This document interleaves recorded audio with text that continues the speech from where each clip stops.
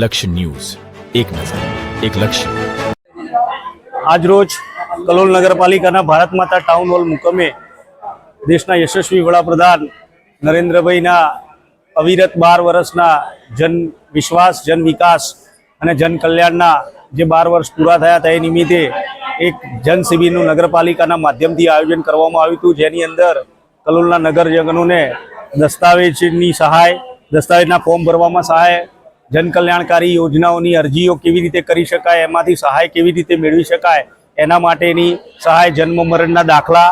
આરોગ્યની ચકાસણી, વિવિધ અને પીએમ સ્વનિધિ યોજનાઓની અહીંયા માહિતી આપવામાં આવી હતી. અને કલોલના નગરજનો ખૂબ જ મોટી સંખ્યામાં આ જન શિબિરનો, સેવા સપ્તાહનો લાભ લઈ રહ્યા છીએ. અને આવી રીતે સતત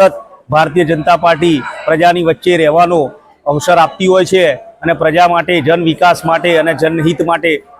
સદંતર આ પ્રકારના કાર્યક્રમો કરતા હોય છે. મોદી સાહેબના 12 વર્ષના સુશાસનના અનુસંધાનમાં